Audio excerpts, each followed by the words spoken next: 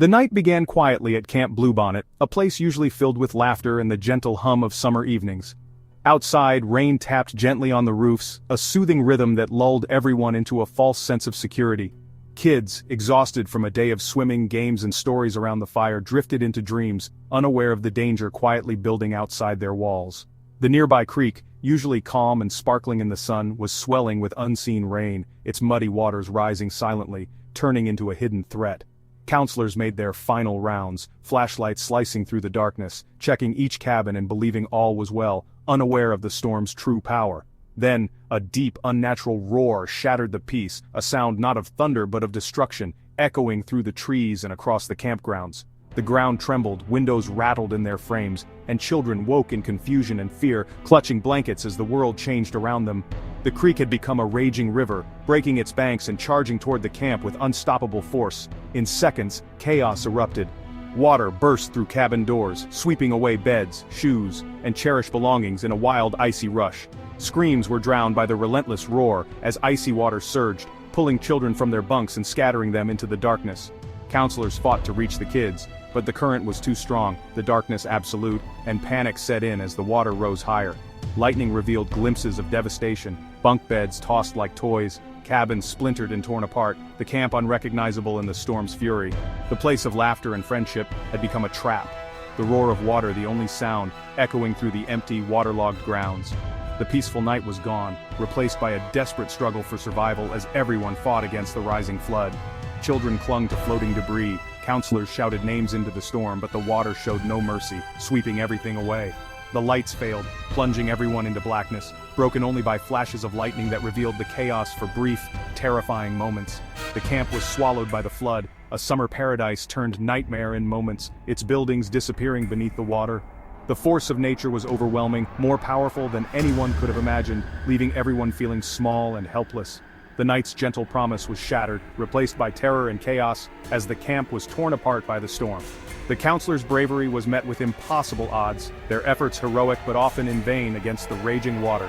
The children's dreams of pancakes and play were swept away by the storm, their memories scattered in the flood. The only certainty was the relentless, deafening roar of the flood, a sound that would haunt survivors for years to come. In the darkness, survival became the only goal. Every second was a fight to stay above water, to find each other, to hold on. The monster in the night had arrived, and nothing would ever be the same for those who survived its wrath. Just a day before, Camp Bluebonnet was alive with joy. Kids skipped stones, paddled canoes, and built forts from branches, their laughter echoing across the creek. Friendships blossomed over s'mores and silly songs, dreams as big as the Texas sky. The Bluebonnet Olympics brought everyone together, races, water balloon tosses, and endless giggles. Counselors led with warmth, making every child feel special and safe. Evenings meant barbecue, marshmallows, and stories by the fire under a blanket of stars. The camp was a haven, a place where worries faded and childhood thrived. No one suspected that this perfect day would be their last together. The night's peace was a fragile illusion, soon to be shattered. The memories of that day would become a lifeline in the darkness ahead. The laughter, the games, the dreams, they would echo long after the storm. No one could have imagined how quickly everything would change. The flood struck with terrifying speed. A wall of water 10 feet high crashed into the camp, shattering the silence of the night. In an instant, everything changed, as if nature itself had turned against them. Cabins were ripped from their foundations, trees snapped like twigs, and playgrounds vanished in seconds beneath the raging torrent. The familiar landscape was obliterated, replaced by chaos and destruction. The water, thick with debris and mud, surged through the camp with unstoppable force, leaving no time to escape or even to think. Every second brought new dangers as the current swept away everything in its path. Children and counselors were swept into darkness, the deafening roar of the flood drowning out all cries for help. Panic and confusion reigned as the water tore through the camp. Instructions were lost in the chaos, hands reached desperately for each other, but the current tore them apart, scattering friends and loved ones in every direction. Some clung to floating debris, others scrambled onto rooftops or anything that would float, fear and confusion etched on every face as they fought to stay above water. The world was unrecognizable, cold, dark, and merciless. The camp that once echoed with laughter was now silent, swallowed by the flood. Survival became a second-by-second battle, each moment a desperate fight against the relentless current and biting cold. Friends and counselors were separated, calling out for each other in the darkness. the camp erased in moments as if it had never existed. The only constant was the relentless icy water pulling them into the unknown, its force impossible to resist, its destination uncertain. The camp was gone, replaced by a nightmare landscape of water and debris, a place unrecognizable to those who once called it home. The children's questions, "Where are my friends? Am I safe?" were lost in the flood, their voices swallowed by the chaos and the darkness. All that remained was the struggle to survive, each breath and movement a testament to their will to live in a world turned upside down. Behind the number 27 are the faces and dreams of children. Leo, the aspiring astronomer, shared constellations with friends. His family clings to memories and hope. Twins, Sarah and Emily, inseparable and full of song, left behind letters brimming with excitement. Marcus, the quiet artist, filled his sketchbook with heroes. His mother holds his last drawing close. Each missing child leaves a universe of pain. Chloe with her teddy bear, Javier the soccer star, and so many more. Families wait in silence, surrounded by reminders of laughter and love. Teammates hold vigils, parents clutch photos, and communities mourn futures stolen. These are not just names, they are stories, dreams, and lives cut short. The empty bunks at Camp Bluebonnet are a silent testament to unimaginable loss. Their memories fuel the search, unite a community, and break a nation's heart. The pain is deep, but so is the resolve to remember and honor them. As dawn broke over the battered landscape, the full scale of devastation was revealed, but so too were the heroes who emerged from the darkness. The first rays of sunlight illuminated not just the destruction, but also the determination in the eyes of those who came to help. First responders and volunteers from all walks of life rushed in, united by a single purpose, to find the missing children and bring them to safety. Their resolve was unwavering, their hearts heavy but hopeful. They braved thick mud, dangerous debris, and swift, unpredictable water, forming human chains and searching every inch of the flooded streets. No obstacle was too great, no effort spared. Boats navigated submerged roads, search dogs sniffed through wreckage, and drones soared overhead, scanning the transformed landscape.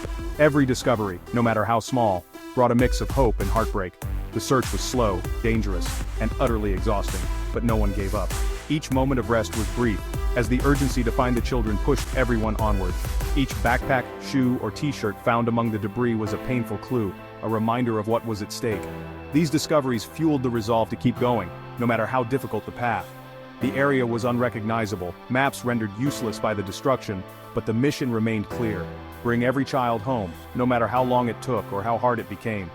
Rescuers saw their own children in the faces of the missing, pushing through fatigue and sorrow.